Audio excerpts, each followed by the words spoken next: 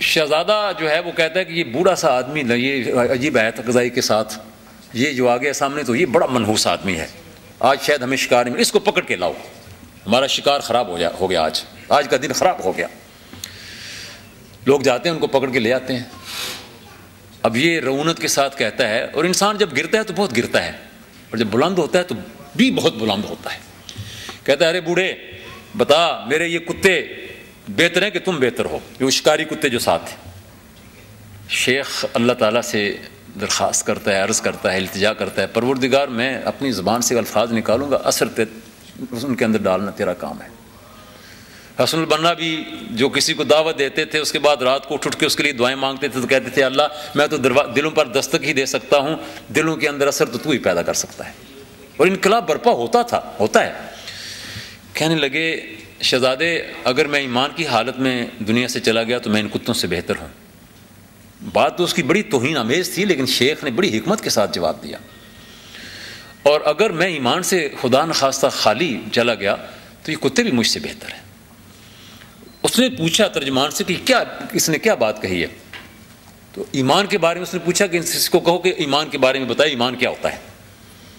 شیخ نے اس کی تشریح کی، گھوڑے سے اتر آیا، اور تھوڑی دیر کے بعد اس نے کہا کہ اس ایمان کی تو مجھے بھی ضرورت ہے۔ یہاں سے صنم خانے سے کعبے کو پاسباں ملے ہیں، مسلمان ہوا، اور اللہ رب العالمین نے دیکھیے ہمارا زوال اور ہمارا عروج، ہماری اخلاقی فتح۔ میں نے آپ کے سامنے جو احادیث پڑھی ہیں، ان احادیث میں ایک حدیث ہے الاسلام یعلو ولا یعلی۔ حضور نے فرمایا کہ اسلام غالب رہتا ہے، مغلوب نہیں ہوتا۔ اب بعض اوقات ہم یہ سوال فیس کرتے ہیں، خدا اپنا ذہن بھی بعض اوقات یہ پوچھتا ہے، اور لوگ بھی پوچھتے ہیں کہ حضور نے فرمایا تھا اسلام غالب رہتا ہے، تو آج پھر وہ کیا ہوا؟ اور سقوط بغداد کے وقت کیا ہوا تھا، سقوط غرناطہ کے وقت کیا ہوا تھا، سقوط ڈھاکہ کے وقت کیا ہوا تھا، سقوط سرنگا پٹم کے وقت میں کیا ہوا تھا، سقوط دہلی کے وقت کیا ہوا تھا؟ یہ سارے سوال آتے ہیں۔ لیکن بھائیوں اور بہنوں، حضور نے جو بات فرمائی تھی وہ اپنی جگہ پر بالکل ٹھیک ہے، درست ہے۔ اسلام تو غالب ہے، مسلمان مغلوب ہو جاتے ہیں۔ اور کیوں مغلوب ہو جاتے ہیں؟ اسلام کو چھوڑ دیتے ہیں تو مغلوب ہو جاتے ہیں۔ اسلام مسلمانوں کے ساتھ ہو اور مسلمان اسلام کے ساتھ ہوں تو کبھی مغلوب نہیں ہوتے، ہوا ہی نہیں ایسا کبھی کہ وہ مغلوب ہو جائیں۔ جب اسلام کچھ اور کسی اور وادی میں پکار رہا ہوتا ہے یا کسی اور وادی کی طرف بھاگ رہے ہوتے ہیں تو یہ مغلوب ہو جاتے ہیں، لیکن اسلام غالب رہتا ہے۔ اور یہ اسلام کا غلبہ تھا کہ فوجیں تو شکست کھا گئی تھیں، تاجدار تو سرنگوں ہو گئے تھے، بغداد تو فال ہو گیا تھا، لیکن شیخ کے الفاظ نے فتح پا لی تھی اور انہوں نے دل کو فتح کر لیا تھا۔ اسلام غالب ہے، اسلام مغلوب نہیں ہے۔ اسلام کے غلبے کی میں آج کے دور میں بھی آپ کو کچھ مثالیں دینا چاہتا ہوں جو آپ کے علم میں ہی ہے، لیکن میں صرف اس کی تجدید اور یاد دہانی کرواؤں گا۔ یہ دور جو ہے، اس دور کے بعد پھر سلاجقہ کا دور آتا ہے، اور سلاجقہ کا بھی بادشاہی دور تھا، بادشاہت تھی، روسی بادشاہ تھی، لیکن اس کے اندر یہ واقعات ہمارے سامنے آتے ہیں کہ ایک سلجوکی بادشاہ نیشا پور میں جب بنا رہا تھا تاج پوشی کا، تو قاری صاحب نے تلاوت قرآن پاک کی کہ مجلسوں کا افتتاح تلاوت قرآن پاک سے ہی ہوتا تھا، تو سورہ مومن کی آیات پڑھتے پڑھتے وہ اس آیت پر پہنچے، لمن الملک اليوم للہ الواحد القہار۔ قیامت کا نقشہ کھینچا ہے کہ اس دن پکارا جائے گا، پوچھا جائے گا آج بادشاہت کس کی ہے، آج بادشاہت کس کی ہے؟ تو سب گنگ ہوں گے اور وہاں سے پھر جواب آئے گا للہ الواحد القہار۔ تو مولانا مودودی رحمۃ اللہ علیہ نے اس بادشاہ کا نام لکھ کر اس کا پورا واقعہ لکھا ہے سورہ مومن کی ان آیات کی تفسیر میں، کہ وہ تخت سے اتر آیا، آ کر سجدہ ریز ہو گیا فرش کے اوپر آیت سنتے ہی۔ اس نے کہا اللہ تو ہی مالک حقیقی ہے، اللہ مالک حقیقی تو ہی ہے۔ کہ یہ احساس، یہ تصور، یہ شعور یہ موجود رہا۔ سلجوکیوں کے بعد پھر آگے ہمارا دور آتا ہے عثمانیوں کا، اور عثمانیوں کے دور کے بارے میں ایک بات آپ سے عرض کرنا چاہوں گا کہ ایک موازنہ، ایک تاریخ کے طالب علم کی حیثیت سے، کہ 1492 عیسوی میں ایک جانب اسپانیہ سے آخری مسلمانوں کو بھی کھرچ کے وہاں سے نکال دیا گیا، یا وہ کرسچن بنا دیے گئے یا وہاں سے انہیں نکال دیا گیا۔ گویا کہ خاتمہ کر دیا گیا. لا غالب الا اللہ کی وہ کیلیگرافی تو رہی لیکن مسلمان کوئی نہ رہے. اسی سال میں ویانا کا محاصرہ کیا تھا ترکوں نے. اس جانب وہ فال، اس جانب یہ رائز. کیا؟ ویانا کا محاصرہ. عثمانی ترکوں نے اس سال ویانا کا یورپ کے دل کے اندر جا کر محاصرہ کیا ہوا تھا. ادھر سے ہمیں پسپائی ہوئی ہے تو ادھر سے ہماری پیش رفت ہے. اور آج کے دور میں بھی، آج تک بھی یورپ اس بات کو بھولا نہیں ہے کہ وہ ویانا تک آ پہنچے تھے. اور یہ سارا مشرقی یورپ تو ان کی خلافت کا حصہ تھا، سارے ان کے صوبے تھے. اس وقت پچھلے عرصے میں ایک کتاب چھپی جس میں ایک مکالمے کے انداز میں ایک عیسائی اور ایک مسلمان ترک ہے، عیسائی یورپ کا ہے، اور عیسائی کا نام مائیکل، فرضی ایک مکالمہ، اور مسلمان کا نام ہے خلیل. مائیکل اور خلیل کا مکالمہ ہے. تو خلیل اس کو کہتا ہے کہ دیکھو تم مجھ سے کیوں اتنے خائف ہو؟ میں تمہاری طرح شراب پیتا ہوں، میں تمہاری طرح کسینوں جاتا ہوں، میں جوا کھیلتا ہوں، میرے اور تیرے درمیان کیا فرق ہے؟ تو مائیکل کہتا ہے کہ یہ باتیں تو تیری ٹھیک ہیں لیکن ہمیں ویانا کا وہ محاصرہ آج تک نہیں بھولا، اور ہمیں ڈر ہے کہ تم پھر کسی وقت اٹھو گے اور ہمارا محاصرہ کرو گے. تمہارے خون کے اندر یہ چیز شامل ہے. کیا اس بات سے معلوم ہوتا ہے؟ کیا ثابت ہوتا ہے؟ ثابت یہی ہوتا ہے کہ ہم ادھر ڈوبتے ہیں تو ادھر ابھرتے ہیں. ادھر سے ہمیں پسپائی ہوتی ہے تو کسی اور جانب سے ہم پھر ہار نہیں مانتے، پھر ہم کسی جانب سے ابھر کر آتے ہیں. ان ترکوں نے جہاں یورپ کو دبائے رکھا، ان ترکوں نے قسطنطنیہ کو فتح کیا. کانسٹینٹینوپل، حضور نے فرمایا تھا کہ جو میری فوج قسطنطنیہ پر حملہ کرے گی، اور ایک روایت میں کہ اس کو فتح کرے گی تو اس کے سارے سپاہی جنتی ہوں گے. بہت سے لوگوں نے کوشش کی، حضرت عثمان رضی اللہ تعالیٰ عنہ کے دور میں، حضرت امیر معاویہ کے رضی اللہ تعالیٰ عنہ کے دور میں، بعد کے ادوار میں، لیکن یہ قسمت میں تھا عثمانی ترکوں کے کہ سلطان محمد فاتح کو یہ اعزاز ملا کہ اس نے قسطنطنیہ کو فتح کیا. اب آئیے ذرا ہم جاتے ہیں اس حوالے سے ذرا تھوڑا سا پیچھے ہٹ کر جاتے ہیں کہ history of decline and fall of the Roman empire. William Muir کی کتاب ہے history of decline and fall of the Roman empire, William Muir. اس کے اندر وہ یہ کہتا ہے کہ یہ جو کہا تھا اسلام میں، وہ کہتا ہے بانی اسلام تو اللہ رب العالمین ہے، بانی اسلام اللہ ہے، اللہ نے اسلام دیا ہر نبی کو، لیکن وہاں حضور کو وہ فاؤنڈر آف اسلام کہتے ہیں. کہتے ہیں بانی اسلام نے جو یہ بات کہی تھی تو اس کے اندر بڑی ایک حکمت تھی، اور وہ یہ کہ اگر انہوں نے قسطنطنیہ کو فتح کرنے کے لیے اپنے لوگوں کو آمادہ نہ کیا تو بازنطینی ریاست جو ہے یہ ان کو جا کر فتح کرتی، اور یہ دونوں کا آپس میں کلیش تھا، اور اس کلیش میں سروائیول آف دا فٹسٹ کا اصول تھا، اور انہوں نے بڑی حکمت کے تحت یہ بات اپنے پیروکاروں کو کہی تھی. یہ جو قسطنطنیہ کی فتح ہے یہ ایک بہت بڑا لینڈ مارک تھا. لیکن یہ ترک جو ہے، ان ترکوں کے اندر اور جو چیزیں ہیں ان کی پوری تاریخ کے اندر بہت اچھی بڑی چیزیں، اس میں مساجد کی تعمیر ایک بڑا کام ہے، خوبصورت مساجد. اور ترکی کی بلو ماسک جو ہے، مجھے ایک یونانی ملا کینیا میں مسلمان، میں ایک بالکل جنگلی علاقے میں گیا تو وہاں پر معلوم ہوا کہ یہاں پر ایک اسلامی سینٹر ہے. میں وہاں پر گیا، اس سے تعارف ہوا، اس نے کہا میں یہاں پر بچوں کو یہ ادارہ میں نے بنایا ہے. میں نے کہا تمہارا تعلق کہاں سے؟ اس نے کہا یونان سے. تو مجھے تعجب ہوا کیونکہ یونانی بہت زیادہ اینٹی اسلام اور اینٹی مسلم ہیں. وہی ترکی کا اور ان کا جو پرانا کلیش چل رہا ہے، سائپرس پر بھی اس وقت تک بھی ان کی جنگ آپ کو معلوم ہے. ترک اور یونانی جو ہیں وہ سائپرس کے جزیرے میں دونوں حصوں کے اندر ہیں. تو میں نے اس سے کہا کہ کیسے مسلمان ہوئے؟ اس نے کہا، میں نے کہا کسی نے آپ سے رابطہ کیا؟ کیا ہوا؟ اس نے مجھ سے کسی نے رابطہ نہیں کیا. میں نے کہا کیسے مسلمان ہوئے؟ اس نے کہا مجھے ترکی کی بلو ماسک نے مسلمان کیا. بلو ماسک نے، اس نیلی مسجد نے مجھے مسلمان کیا. میں نے کہا کیسے؟ میں نے کہا میں سیاح کے طور پر گیا تھا وہاں، پھرتے جب میں اس مسجد کے اندر گیا تو میں نے اس کے فن تعمیر کو دیکھا، تو میں نے کہا کہ جس مذہب کے اندر، جس دین کے اندر فن تعمیر کے اندر ایسی خوبی اور خوبصورتی ہے کہ آدمی کو سکون مل جائے، وہ دین جھوٹا نہیں ہو سکتا.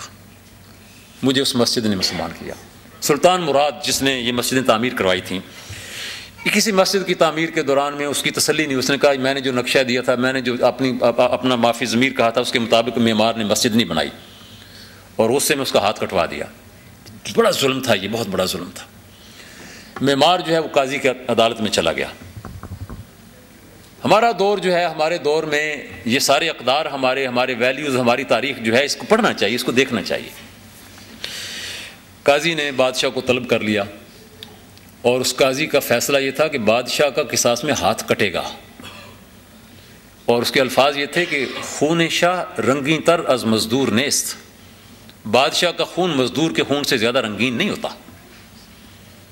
بادشاہ نے کہا بالکل ٹھیک ہے، میں حاضر ہوں، مجھ سے غلطی ہوئی ہے، میں نے زیادتی کی ہے۔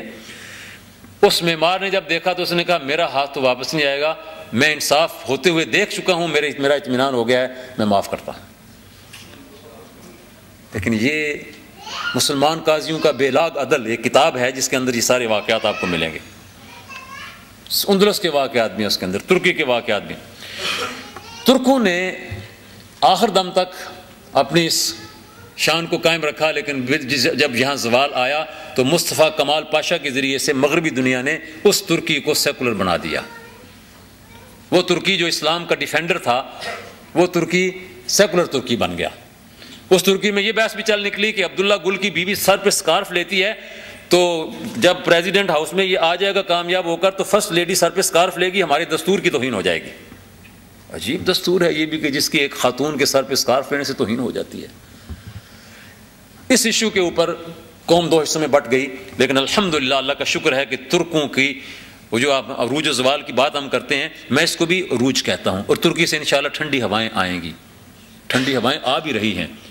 اسرائیل کے صدر کو جس انداز میں اردوغان نے آمنے سامنے جس انداز میں اس کی کلاس لی تھی فلسطین کے ایشو کے اوپر، اسی کی جرت ہے، کوئی اور مسلمان حکمران تو نہیں یہ کر سکا۔ ترکی سے ٹھنڈی ہوائیں آ رہی ہیں۔ عبداللہ گل الیکشن لڑا اس ایشو کے اوپر، الحمدللہ ترک عوام نے بھاری اکثریت سے جسٹس پارٹی کو کامیاب کروایا۔ پارلیمنٹ کے اندر بھی پارلیمنٹ توڑ دی گئی تو پارلیمنٹ کے اندر بھی اکثریت کے ساتھ آئے دوبارہ، اور عبداللہ گل دوبارہ اس کے اگلے انتخاب میں صدر منتخب ہو گیا، اور فرسٹ لیڈی جو ہے وہ سر پہ سکارف لیتی ہے۔ دوسری جانب ہم نکلتے ہیں تو ہمارا یہ عروج و زوال کا جو ہسٹری ہے، اس میں بر صغیر ہے، اور اس بر صغیر میں سومناتھ شکن محمود غزنوی بھی ہمیں نظر آتا ہے، جسے پیشکش کی گئی تھی کہ اتنے من سونا لے لو اور اس سومناتھ کو چھوڑ دو، تو اس نے کہا مسلمان بت شکن ہوتا ہے، بت فروش نہیں ہوتا، میں سونے کے لالچ میں نہیں آیا۔ اور پھر اتفاق کی بات یہ کہ جب اس بت کو توڑا گیا تو جتنی یہ پیشکش کر رہے تھے اس سے زیادہ سونا اس میں سے نکلا۔ پھر غوری کا دور ہے، خاندان غلامہ کا دور ہے، بلبن اور التمش کا دور ہے، یہ سارے ادوار جو ہمارے سامنے آتے ہیں، اور ان ادوار میں پھر مغلوں کا دور ہے، اور اورنگزیب کا دور ہے کہ بادشاہ ہونے کے ساتھ ساتھ وہ شاہی خزانے سے ایک پیسہ نہیں لیتا تھا، قرآن پاک کی کتابت کرتا، اور ساتھ ساتھ جنگیں بھی لڑتا رہا۔ یہ بھی نہیں ہے کہ کسی جنگ سے کبھی غیر حاضر ہوا، اور کبھی افغانستان کی طرف، کبھی گوالیار کی طرف، اور کبھی دکن اور حیدرآباد کی طرف، ہر جانب، اور ساتھ ساتھ یہ کہ قرآن پاک لکھتا تھا اور ٹوپیاں بناتا تھا اور اس سے اپنی روزی حاصل کرتا تھا۔ اور حضرت عمر بن عبدالعزیز رحمہ اللہ نے دوبارہ خلافت کا احیاء جب کیا تھا پہلی صدی میں، دوسری صدی کے اندر، تو حضرت عمر بن عبدالعزیز رحمہ اللہ نے ساری جائیداد جو تھی جو ناجائز طریقے سے ان کے خاندان نے لوٹی ہوئی تھی، ان کے قبضے میں بھی تھی، جب واپس کر دی تو روایات میں آتا ہے، امام مولانا ابو الحسن علی ندوی رحمۃ اللہ علیہ نے تاریخ دعوت و عزیمت میں یہ واقعہ لکھا ہے کہ عمر بن عبدالعزیز ایک دن اپنی بیٹیوں کے ساتھ ملاقات کے لیے عشاء کے بعد ان کے کمرے میں آئے، تو 2 بیٹیاں تھیں ان کی اس وقت گھر میں، تو جب بات کر رہے تھے تو وہ اپنے منہ پہ انہوں نے دوپٹے کے پلو ڈال لیے، تو پوچھا بیٹیوں یہ کیا، کس طرح سے تم بات کر رہی ہو اپنے باپ کے ساتھ؟ کہا ابا جان آپ پیاز کے ساتھ ہم نے روٹی کھائی ہے، کوئی اور چیز نہیں تھی، تو پیاز کی بو منہ سے آ رہی ہے تو اس لیے ہم اپنا پلو اپنے منہ پہ رکھ رہی ہیں۔ اپنی بیٹیوں کو اپنے بازو میں بھینچ لیا اور کہا ہے میری بیٹیوں، اگر تمہارا باپ چاہتا تو دنیا کی ساری دولت لا کر تمہارے قدموں میں ڈھیر کر دیتا، لیکن اس صورت میں تمہارا باپ بھی دوزخ کا ایندھن بنتا اور تم بھی۔ تو بیٹیوں نے فوراً یہ کہا کہ ابا جان ہم اس بات کے اوپر راضی ہیں، جو ہماری یہ زندگی، ہمیں اس کا کوئی شکوہ نہیں ہے، ہمیں اللہ کے یہاں سرخ روئی چاہیے۔ ہمارا تو ہماری تاریخ جو ہے اس کے اندر یہ واقعات آتے ہیں. اورنگزیب نے بھی شاہی خزانے سے اپنے لیے کچھ نہیں لیا، اس پر تنقید بھی بہت ہوتی ہے اور تنقید کے پوائنٹس بھی ہیں بلا شبہ، یعنی انکار نہیں کرتا. لیکن اس کے بعد پھر جو زوال ہوا تو اس زوال کے بعد پھر ہم سنبھل نہیں سکے. سرنگا پٹم میں ٹیپو سلطان نے ایک بہت اچھی ہیروئک جنگ لڑی، اور میں جب ایڈنبرا ایک مرتبہ گیا تو ایڈنبرا کے میوزیم میں صرف اس وجہ سے میں گیا، میں کی بات یہ آپ سے کہوں کہ مجھے کوئی شوق نہیں ہے یہ چیزیں جو ہیں، زندگی میں اتنے ممالک کو دیکھا، اتنی سیر کی، اب کوئی شوق نہیں ہے. لیکن ایڈنبرا میں اتفاق سے کئی سال ہوئے میں انگلینڈ جاتے ہوئے، لیکن ایڈنبرا نہیں گیا تھا. ایک مرتبہ دوستوں نے کہا کہ اسکاٹ لینڈ تم آئے ہو تو چلو وہاں بھی چلیں. میں نے کہا کیا کرنا ہے وہاں؟ تو انہوں نے کہا وہاں ایک میوزیم ہے. میں نے کہا میوزیم بہت دیکھیں. انہوں نے کہا نہیں، وہاں ٹیپو سلطان کی نوادرات ہیں، دیکھیں. سقوط سرنگا پٹم کو دیکھیں، سقوط ڈھاکہ کو دیکھیں. ہر جگہ آپ کو یہ نظر آئے گا کہ باہر کے دشمن نے ہمارے اوپر فتح نہیں پائی. باہر کا دشمن اس وقت کامیاب ہوا ہے اور غالب آیا ہے جب اندر سے اس کو ایجنٹ ملے ہیں، جب منافقت کرنے والوں نے منافقت کی ہے. اور اللہ کے نبی نے جو ارشاد فرمایا تھا نصرت بالرعب، کہ میری اللہ رب العالمین نے نصرت فرمائی ہے اس انداز میں کہ 1 مہینے کی مسافت پر میں ہوتا ہوں تو دشمن پر رعب طاری ہو جاتا ہے. اور آپ نے ساتھ یہ بھی کہا تھا کہ تم لوگوں کو بھی یہ چیز حاصل رہے گی اگر میرے راستے پر چلتے رہو گے. لیکن جب امت نے اس راستے کو چھوڑ دیا تو یہ ساری چیزیں ختم ہو گئیں. اور اس کے حاصل کرنے کا طریقہ اور راستہ اور منہج کیا ہے؟ وہی واپس نبی اکرم صلی اللہ علیہ وسلم کے نقوش پاک کے اوپر آنا. آج اس وقت کا جو حال ہے مسلمان ملکوں کا، اس کا نقشہ مجھ سے زیادہ بہتر آپ جانتے ہیں. لیکن مغرب جو ہمارے خلاف اعلان جنگ کر چکا ہے اور نئی صلیبی جنگ شروع ہے، اس مغرب کا حال دیکھیے کہ بش نے اپنے دور حکومت میں مسلمان حکمرانوں پر بڑا دباؤ ڈالا تھا ایک چیز کے لیے، اور وہ یہ تھا کہ نصاب کو تبدیل کرو. اور اوباما کے دور میں تبدیلی نہیں آئی ہے، اور تبدیلی یوں نہیں آتی. وہ ایک نظام ہے جو چل رہا ہے، اس کے پیچھے قوتیں ہیں جو اس کو چلاتی ہیں. وہ تو ایک مورا ہوتا ہے جو آگے بٹھاتے ہیں، پیچھے کچھ اور ہیں. زور تھا کہ نصاب کو تبدیل کرو، قرآن کی آیات کو نکال دو، مدرسوں کے اوپر بھی کریک ڈاؤن کرو، اور یہ جو تمہارے نصاب کے اندر یہ چیزیں ساری ان کو نکالو. اور ہمارے حکمرانوں نے پورے مسلمان ملکوں کے اندر اس کو تسلیم کیا کہ ہاں جی ٹھیک ہے ہم اس کو کرتے ہیں. لیکن میں آپ سے یہ کہتا ہوں قرآن کی آیات کو نکالنے کی بات جو کی گئی عین انہی دنوں میں 2007 کی ان کی کانگریس کے انتخابات میں پہلی مرتبہ مینیسوٹا کی ریاست سے ایک مسلمان کانگریس مین کامیاب ہوا. کیتھ ایلیسن اس کا نام ہے. اس کے انٹرویوز آپ نے دیکھے ہوں گے، اس کے انٹرویوز بھی وقتاً فوقتاً آتے رہتے ہیں. کیتھ ایلیسن جب کامیاب ہوا، 540 کا ہاؤس ہے کہ پتہ نہیں کتنے کا ہے مجھے یاد نہیں ہے. 540 کے ہاؤس میں ایک آدمی کی کیا حیثیت اور کیا وقت ہے. لیکن نہیں، الاسلام یعلو ولا یعلی، اسلام غالب ہے، شرط ہے کہ کوئی اسلام کا جھنڈا اٹھائے. فکری لحاظ سے، نظریاتی لحاظ سے کبھی مغلوب نہیں ہوا اسلام، اور کبھی نہیں ہو سکتا. مسلمان بدعمل ہوتے ہیں تو مغلوب ہو جاتے ہیں. علامہ اقبال نے کہا تھا مسلمان اسلام کے محافظ نہیں ہے، اسلام مسلمانوں کا محافظ ہے. اس زمانے میں معزز سے مسلمان ہو کر اور تم خار ہوئے تارک قرآن ہو کر. ذلت اور رسوائی کی وجہ تارک قرآن ہونا ہے، وسائل کی کمی نہیں ہے. کیتھ ایلیسن نے کہا کہ میں کیپٹل ہل پر جب حلف اٹھانے کے لیے جاؤں گا تو قرآن پر حلف اٹھاؤں گا، قرآن پر حلف اٹھاؤں گا. ابھی چند روز پہلے روزنامہ نیشن کے اندر اس کا ایک انٹرویو تھا جس نے انہوں نے کہیں سے کیری کیا تھا کسی اور ذریعے سے. اس میں اس نے وہ واقعہ پورا بیان کیا کہ جب میں نے یہ اعلان کر دیا تو میرے اپنے ساتھی بھی میرے سخت مخالف ہو گئے، بہت سخت سخت کہا اور مجھے برا بھلا کہا کہ تم نے کیا کیا، یہ ہو ہی نہیں سکے گا، اپنی بلا وجہ تم توہین کرواؤ گے، یہ نہیں ہو سکے گا. کہتا ہے میں نے ان کو کہا کہ دیکھو بات یہ ہے کہ میں نے سوچ سمجھ کر بات کی ہے، میں جذباتی باتیں نہیں کہتا، اور اگر میں قرآن پر حلف نہ اٹھا سکا تو کانگریس کی رکنیت میرے لیے کوئی بہت بڑا مسئلہ نہیں ہے، میں اس کو ٹھکرا دوں گا. کانگریس کی رکنیت کو میں ٹھوکر مار دوں گا، میں قرآن پر حلف اٹھاؤں گا. اور وہ اس بات کو بیان کرتا ہے کہ نینسی پیلوسی اسپیکر کانگریس کی یہ واحد شخص ہے امریکہ میں کہ جس نے مجھے کہا کہ ہاں تم قرآن پر حلف اٹھا سکتے ہو، کیونکہ کئی لوگوں نے کئی مرتبہ بائبل پر حلف اٹھایا ہے، کئی لوگ امریکہ کے دستور پر حلف اٹھاتے ہیں، تو تم قرآن پر کیوں نہیں اٹھا سکتے؟ تم اٹھا سکتے ہو. کیپٹل ہل پر جس روز وہ حلف اٹھا رہا تھا قرآن اس کے ہاتھ میں تھا، اور روشن مستقبل دستک دے رہا ہے، ہم دروازے نہیں کھول رہے، نہ دل کے دروازے کھولتے ہیں نہ اپنے ماحول کے دروازے کھولتے ہیں. عروج کی طرف راستے وینیوز کھل رہے ہیں، لیکن ہم آنکھیں بند کیے ہوئے ہیں۔ اس نے جب قرآن مجید ہاتھ میں لے کر اس کو یہاں اوپر کیا، پھر سینے کے سر کے اوپر رکھا، تو یہ ایک منظر تھا، اور اس نے یہ کہا کہ یہ قرآن مجید کی کاپی میرے ہاتھ میں ہے، یہ میں کانگریس کی لائبریری سے نکلوا کر لایا ہوں، اور اس کے اوپر پہلے صفحے پر جیفرسن کے دستخط ہیں، پریزیڈنٹ جیفرسن، جو امریکہ کا تیسرا پریزیڈنٹ تھا جس کے زمانے میں وہاں دستور بنا تھا۔ کہتا ہے کہ اس کے پہلے صفحے کے اوپر اس کے دستخط ہیں، کانگریس کی لائبریری کے اندر یہ کتاب موجود ہے، میں وہاں سے نکلوا کے لایا۔ جیفرسن نے اس کو ایک کتاب قانون کے طور پر کنسلٹ کیا تھا، میں آج اس کو اپنے ہاتھ میں اٹھائے ہوئے ہوں کتاب ہدایت کے طور پر، میں اس کتاب کو کتاب ہدایت مانتا ہوں، اور میں اس پر حلف اٹھا رہا ہوں۔ اور امریکہ کی کانگریس میں ان دنوں میں جب آپ کے نصاب سے قرآن کی آیات کو نکالنے پر زور دیا جا رہا تھا، اور آپ کہہ رہے تھے کہ ہاں ٹھیک ہے، امریکہ کی کانگریس میں ایک آدمی قرآن پر حلف اٹھا رہا تھا، ادھر ڈوبے ادھر نکلے۔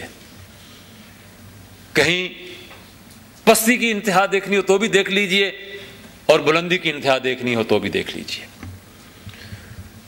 وہ حلف اٹھا رہا تھا، اور ایک منظر تھا جو پوری دنیا کے اندر اپنے اثرات چھوڑ گیا۔ کیتھ ایلیسن کہتا ہے کہ میں جو مسلمان ہوا تو میں جذباتی طور پر مسلمان نہیں ہوا، اور جذباتی طور پر مسلمان ہونے والا اس طرح کا کام کر بھی نہیں سکتا، کہاں کر سکتا ہے۔ کیٹ سٹیونز جب مسلمان ہوا تھا تو اس نے بھی کہا میں جذباتی طور پر مسلمان نہیں ہوں، میں قرآن کو دیکھ کر پڑھ کر مسلمان ہوا۔ اس نے بھی کہا کہ میں قرآن کو پڑھ کر اور دیکھ کر مسلمان ہوا۔ کیٹ سٹیونز یوسف اسلام، پاپ سنگر، اس نے ایک مرتبہ یہ بات کہی، اور میرے دل میں یہ بات اس طرح رقم ہو گئی ہے کہ میں کئی مرتبہ اس کا تذکرہ کرتا ہوں۔ کسی نے اس سے کہا، انٹرویو ہو رہا تھا اور وہ سوڈان میں آیا ہوا تھا، اس نے کہا کہ جناب آپ چونکہ پاپ سنگر رہے ہیں اور ہر آدمی گنگناتا رہتا ہے، جو سنگر نہ بھی وہ بھی گنگناتا رہتا ہے، کئی لوگ تو سنا ہے کہ واش روم میں جاتے ہیں تو گنگنانے کے بغیر رہ نہیں سکتے، تو آپ کبھی کبھار تنہائی میں گنگناتے تو ہوں گے؟ ہاں گنگناتا ہوں۔ اس نے کہا کون سا گانا آپ کا جو ہے وہ آپ کی زبان پر آتا ہے؟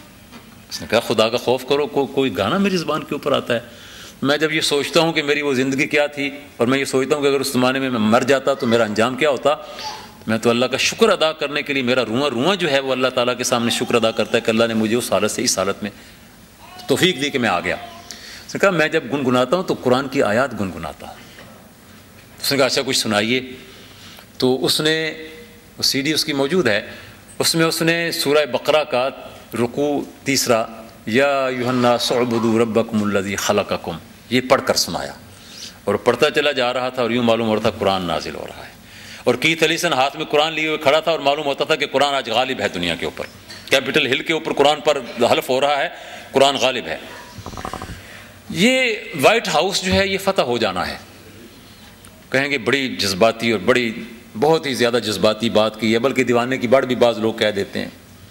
مجھے یاد ہے کہ قاضی صاحب محترم نے ایک مرتبہ ایک مجلس کے اندر کہا تھا، بہت بڑی مجلس تھی، اسی طرح کی دانشوروں کی مجلس تھی، یونیورسٹی کی مجلس تھی، انہوں نے کہا تھا کہ جو لوگ ہمیں یہ کہتے ہیں کہ روس کی یہ تاریخ ہے کہ وہ جہاں جاتا ہے وہاں سے واپس نہیں پلٹتا، ان کو میں بتا دینا چاہتا ہوں کہ اس سے بڑی حقیقت یہ ہے کہ افغانستان کے لوگوں نے کبھی کسی کی غلامی کو قبول نہیں کیا، اور جو یہاں پر آتا ہے وہ موت کے گھاٹ اترتا ہے۔ اس زمانے میں لوگوں نے کہا کہ بہرحال یہ بات قاضی صاحب آپ کی جذباتی بات ہے، یہ حقائق سے آنکھیں بند کرنے والی بات ہے، یہ نوشتہ دیوار آپ پڑھ نہیں رہے۔ قاضی صاحب نے کہا تھا کہ انشاءاللہ یہ نوشتہ دیوار ہے، آپ بھی پڑھ لیجیے گا، میں بھی پڑھ لوں گا، اور میں آپ سے یہ کہہ رہا ہوں کہ اگر وہ ایک تاریخ ہے تو یہ بھی ایک تاریخ ہے، اور یہ تاریخ اس پر غالب آئے گی۔ اور جنرل گروموف جب دریائے آمو کو عبور کر رہا تھا تو اپنی جیپ سے نیچے اتر آیا، اور دریائے آمو کے پل پر کھڑے ہو کر اس نے ٹھنڈی آہ بھری اور حسرت کے لہجے میں کہا ان کوہزاروں میں، ان پہاڑوں میں ہم اپنی تاریخ بھی گم کر آئے ہیں، اور مجھے ڈر لگتا ہے کہ ہمارا جغرافیہ بھی گم ہو جائے گا۔ اور واقعتاً ان کا جغرافیہ بھی اس کے بعد تبدیل ہونا شروع ہوا، ٹوٹ پھوٹ ہوئی، اور کتنی ریاستیں اس سے الگ ہو گئیں، یہ حقیقت دنیا نے دیکھ لی۔ اور وہ جو کہتے تھے کہ نہیں وہ سرخ پھریرے جب آتے ہیں تو پھر واپس نہیں جاتے، تو سرخ پھریروں کو بھی بھول گئے اور اپنے نظریات کو بھی بھول گئے، اور روس کو چھوڑ کر امریکہ کی غلامی اختیار کر لی۔ وہی سارے قلم کار آپ دیکھ لیجیے آج کہ وہ جو اس وقت روس کے گن گاتے تھے اور اس کے قصیدے پڑھتے تھے وہی اب مغرب کے اور امریکہ کے قصیدے پڑھ رہے ہیں، لیکن حقیقت تو حقیقت ہے، وہ آ گئی، سامنے آ گئی۔ دوستو، میں یہ کہتا ہوں کہ وائٹ ہاؤس پر کبھی اسلام کا جھنڈا لہرائے گا تو آپ کی کوئی فوج نہیں لہرائے گی، کوئی فوج نہیں لہرائے گی، قرآن خود لہرائے گا۔ کیتھ ایلیسن مسلمان ہونے کے بعد پچھلے سال حج کے لیے آیا تھا، اور اس نے کہا کہ میں جس انداز میں حج کے لیے گھر سے نکلا تھا تو میرا خیال یہ تھا کہ مجھے کوئی نہ پہچانے گا، اللہ میرا مجھے پہچان رہا ہوگا، میں اس کے گھر کے گرد طواف کروں گا، میں نے فلمیں دیکھی تھیں طواف کرنے والوں کی، مجھے دھکے پڑ رہے ہوں گے، ادھر سے ریلا آئے گا یوں مجھے دھکا لگے گا، ادھر سے ریلا آئے گا مجھے یوں دھکا لگے گا، اور اس دھکے لگنے میں مجھے لطف آئے گا کہ میں اللہ کا مہمان بن کر اس کے گھر کے پاس آیا ہوں۔ لیکن برا ہو اس بات کا کہ میری تصویریں دنیا کے سامنے معروف ہو چکی تھیں، میں ایئرپورٹ پر اترا تو مجھے وی آئی پی بنا دیا گیا، کہا نہیں آپ کی سیکورٹی کی وجہ سے ہم آپ کو یوں نہیں چھوڑ سکتے، مجھے لطف نہیں آیا، مجھے دھکے لگتے اللہ کے گھر کے پاس، میں اس کا مہمان بن کر جاتا، میں خاک آلود ہوتا اس کے راستے میں۔ دیکھیے یہ انقلاب جو ہیں، یہ انقلاب افراد کی سیرت کے اندر جب آتے ہیں، جب بلال اور ابو بکر وجود میں آتے ہیں، جب اس طرح کی کوئی کوالٹی سامنے آتی ہے تو وہ بے اثر نہیں رہا کرتی، وہ اپنے اثر دکھاتی ہے۔ تو نبی مہربان صلی اللہ علیہ وسلم نے جو کچھ فرمایا تھا اس کی روشنی میں میں آپ سے یہ کہتا ہوں کہ انشاءاللہ العزیز اسلام کی اپنی حقانیت جو ہے یہ اپنا رنگ لائے گی، لیکن ایک بات میں آپ سے اور بھی کہنا چاہتا ہوں، اور وہ بات بھی بڑی اہم بات ہے۔ رابطہ عالم اسلامی کی ایک کانفرنس میں دنیا بھر کے مسلمان زعماء جمع تھے، اسکالرز اور زعماء، اور اس میں امریکہ کے یوسف مظفر الدین، آپ میں سے کئی لوگ امریکہ میں گئے ہوں گے، پڑھے ہوں گے، میں تو امریکہ میں صرف وزٹر کے طور پر گیا تھا 2 مرتبہ، اور اب تو اس کے دروازے ہی تقریباً بند ہیں۔ آپ میں سے تو بہت سارے لوگوں نے وہاں کورس کیے ہوں گے، مجھے نہیں معلوم، لیکن یوسف مظفر الدین بہت معروف نام ہے امریکہ میں، اسلامک پارٹی کے نام سے انہوں نے اپنی ایک تنظیم قائم کی، اور باقاعدہ اپنا ایک شہر کا ایک حصہ انہوں نے اپنی کمیونٹی کے لیے، ایک مثالی بستی کے لیے منتخب کیا اور مثالی بستی بنائی۔ انہوں نے وہاں پر کھڑے ہو کر یہ کہا، میرے بھائیوں اور بہنوں، بات سننے کی ہے اور بات عبرت کی ہے۔ انہوں نے کہا کہ اے مسلمان قائدین، میں امریکہ سے درد دل کے ساتھ آپ کے ساتھ آیا ہوں اور اپنا دکھڑا آپ کے ساتھ شیئر کرنا چاہتا ہوں۔ امریکہ اسلام کے لیے بالکل تیار ہے، پکا ہوا پھل ہے، امریکہ میں رکاوٹ اگر ہے تو آپ مسلمان ہیں، خدا کے لیے آپ ہمارے راستے کی رکاوٹ اگر نہ بنے تو امریکہ جو ہے یہ فتح ہونے کے لیے تیار ہے۔ کیا اس نے بات کہی تھی اور کیا اشکال؟ اس نے کہا ہم اپنے نوجوانوں کو، نوجوان لڑکے اور لڑکیاں ہماری دعوت سے متاثر ہوتے ہیں، ہم ان کو کہتے ہیں جوا حرام ہے، شراب حرام ہے، بدکاری حرام ہے، یہ ساری فلرٹنگ اور یہ سارے کام جو ہیں یہ حرام ہیں، اور کہتے ہیں ٹھیک ہے، ہم ان کی تربیت شروع کر دیتے ہیں۔ اچانک ایک نوجوان کہیں کسی مسلمان سے ملاقات ہوتی ہے، یہ مصر کا مسلمان ہے، یہ پاکستان کا مسلمان ہے، یہ سعودی عرب کا، یہ ملائیشیا کا مسلمان ہے، اور وہ دیکھتا ہے کہ شراب بھی پی رہا ہے اور باقی سارے کام جو جن سے ہمیں منع کیے گئے وہ سارے کر رہا ہے۔ وہ آ کر ہم سے کہتا ہے کہ تم کہا تھا کہ یہ چیزیں حرام ہیں، لیکن تم زیادہ جانتے ہو، یا وہ جن کی نسلیں مسلمان گزری ہیں وہ زیادہ جانتے ہیں، اور ہمارے پاس اس کا جواب نہیں ہوتا کہ ہم کیا اس کو توجیہ کر کے دیں، کیا اس کو بتائیں۔ وہ کہتا ہے نہیں، وہ تو اتنے عرصے سے مسلمان ہیں نا، تم تو ابھی کل مسلمان ہوئے ہو، تو وہ یہ کام سارے کر رہے ہیں، تو اسلام میں یہ کیسے منع ہے، وہ تو کر رہے ہیں۔ تو اس نے کہا کہ خدا کے لیے آپ ہمارے راستے میں یہ جو رکاوٹیں ہیں ان کو دور کرنے کی کوشش کریں۔ آپ ایسے نمونے وہاں پر پیش کرتے ہیں کہ اسلام کے راستے کی رکاوٹ بن جاتے ہیں، ورنہ ہم اپنے نوجوانوں کو کنونس کرتے ہیں، قائل کرتے ہیں کہ یہ اسلام یہ ہے۔ تو بھائیو، آج اس وقت بھی مسئلہ اصلی یہی ہے کہ رکاوٹ ہم ہیں، ہم کوئی ایک ماڈل ان کے سامنے پیش کر سکیں، ہم کوئی ایک، دیکھیے وہ فلاحی ریاستیں ہیں، عام مزدور کو اس سے حقوق ملتے ہیں، عام آدمی جو ہے وہ اس کی ضروریات اس کو ملتی ہیں، لیکن کیا وہ مطمئن ہے، سکون میں ہے؟ نہیں، سکون میں نہیں ہے، اس لیے کہ سب سے زیادہ خودکشیوں کا جو ریشو ہے وہ انہی ملکوں میں ہے جن میں پر کیپیٹا انکم سب سے زیادہ ہے، جن میں سب سے زیادہ سہولیات ہیں عام شہریوں کے لیے۔ اسکینڈینیویا، امریکہ، یورپ کے دیگر ممالک، یہاں خودکشیوں کا ریشو بہت زیادہ ہے، اور اس کی وجہ یہ ہے کہ وہ اطمینان قلب حاصل نہیں ہے، جو اطمینان قلب الا بذکر اللہ تطمئن القلوب، جو اللہ کے ذکر سے حاصل ہوتا ہے۔ اللہ سے جڑ جانے کے ساتھ حاصل ہوتا ہے. ٹھیک ہے، یہ بنیادی ضروریات بہت ضروری ہیں، اور یہ بنیادی ضروریات تو فراہم کی ہیں اسلام نے، اور اسلام کا تو دعویٰ یہ ہے کہ یہ کی جانی چاہیے. اسلام کا تو دعویٰ یہ ہے کہ اگر زکوٰۃ لوگ نہیں دیتے تو ان سے زکوٰۃ وصول کی جائے گی، اور اگر زکوٰۃ دینے کے بعد بھی، اور اب تو ایسا ہوتا نہیں کہ زکوٰۃ اور صدقات اور عشر دینے کے بعد اتنا بڑا خزانہ جمع نہ ہو جائے کہ ساری ضروریات فلاحی ریاست کی پوری ہو جائیں، لیکن نہیں پوری ہوتی ہیں. حضرت علی رضی اللہ تعالیٰ عنہ نے باقاعدہ یہ فیصلہ کیا تھا کہ اگر ہمیں ضرورت پڑے گی، غربا بھوکے مار رہے ہوں گے، تو ہم زکوٰۃ کے علاوہ بھی مالدار لوگوں سے مال لیں گے. فلاحی ریاست، یہاں تو فلاحی ریاست بھی ہے، اور پھر ساتھ اطمینان قلب کے لیے ذکر اللہ بھی ہے. اور وہ ذکر اللہ ان محفلوں کے اندر نہیں جہاں حق ہو کرتے ہیں اور پتہ نہیں کیا کیا کرتے ہیں. اسلام کو بازار کے اندر، اسلام کو ایوان اقتدار کے اندر، اسلام کو عدالت کے اندر، اسلام کو کالج اور ادارے کے اندر، ہسپتال کے اندر، گھر کے اندر، ہر جگہ پر اسلام کو ڈپکٹ کیا جائے اپنے عمل سے. یعنی ہمیں اسلام کے مطابق پوری we should live Islam, should not talk Islam, we should live Islam. جب ہم اسلام کے اوپر اس انداز میں عمل کریں تو اب مستقبل تو اسلام کے سوا کسی اور کا نہیں ہے. اس لیے میں تو بہت ہوپ فل ہوں. بڑی مایوسیاں ہر جانب سے حملہ آور ہوتی ہیں، لیکن الحمدللہ اللہ کا شکر ہے کہ میں تو اس آیت کے، ان آیات کے اوپر جب نظر ڈالتا ہوں، وَلَا تَهِنُوا وَتَدْعُوا إِلَى السَّلْمِ وَأَنْتُمُ الْأَعْلَوْنَ وَاللَّهُ مَعَكُمْ. کیوں تم بس ہمت ہوتی ہو، اللہ تمہارے ساتھ ہے. وَلَن يَتِرَكُمْ أَعْمَالَكُمْ، اور اگر تم اچھے اعمال کر رہے ہو تو وہ کبھی تمہارے اعمال کو ضائع نہیں کرے گا. ضائع نہیں ہوتے اعمال. تو میرے دوستوں، بھائیوں اور بہنوں، یہ ساری چیزیں جو ہیں، ان ساری چیزوں کو ہمیں دیکھنا چاہیے. اور نبی مہربان صلی اللہ علیہ وسلم کی فتح اور فتوحات تو اپنی جگہ موجود ہیں اور بالکل واضح ہیں کہ کارلائل نے ہیروز اینڈ ہیروز ورشپ میں جب لیکچر دینا شروع کیے تھے تو ہال بھرا ہوتا تھا، اور جب اس نے کہا آج میرا آخری لیکچر ہے، بڑی دلچسپ کتاب ہے، تو اس نے کہا میرا آج آخری لیکچر ہے، اور میں آج اس شخصیت کے بارے میں لیکچر دینے جا رہا ہوں جو ان تمام لیکچرز میں جن شخصیات، جن ہیروز کے بارے میں نے سب کچھ کہا ہے، ان سب ہیروز سے بڑا ہیرو ہے. اور اس روز لیکچر تھا محمد الرسول اللہ کے بارے میں صلی اللہ علیہ وسلم. اور متعصب یورپی ہال کے دروازوں سے باہر نکلنے لگے کہ محمد صلی اللہ علیہ وسلم کو سب سے بڑا کہا ہے. کارلائل بھی بڑی ایک شخصیت تھی. اس نے کہا دیوار کے اوپر ہاتھ مار کر، دیواروں تم تو نہیں بھاگ جاؤ گی، مجھے یہ لیکچر سنانا ہے کیونکہ بہت ضروری لیکچر ہے، میں تمہیں سناؤں گا، تم گواہ رہنا، جاتے ہیں تو جائیں، میں تمہیں سناؤں گا. اب پھر پلٹ آئے لوگ. اور اس میں کیا بات وہ کہتا ہے کہ میں اس لیے اس کو سب سے بڑا انسانیت کا ہیرو کہتا ہوں کہ اس نے انسانیت کے دکھوں کا مداوع کیا ہے، انسانیت کے دکھوں کا مداوع کیا. اور حال ہی میں مائیکل ہارٹ کی کتاب دی 100، اس میں اس نے ہزاروں شخصیات میں سے 100 منتخب کی، ٹاپ کی. پھر کہتا ہے میں نے سوچا کہ سب سے ٹاپ پر کون ہے، دل اور دماغ میں کشمکش شروع ہو گئی.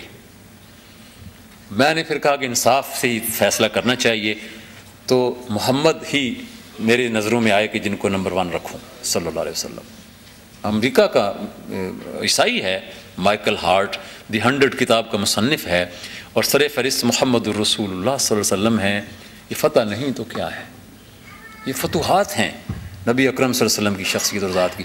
اور جارج برنارڈ شاء دا جینوئن اسلام کے اندر لکھتا ہے، کہتا ہے کہ مجھے تعجب ہوتا ہے یورپ کے متعصب لوگوں پر کہ جو اسلام کی حقیقت کو معلوم نہیں کرتے لیکن اسلام کے خلاف بہت بولتے ہیں.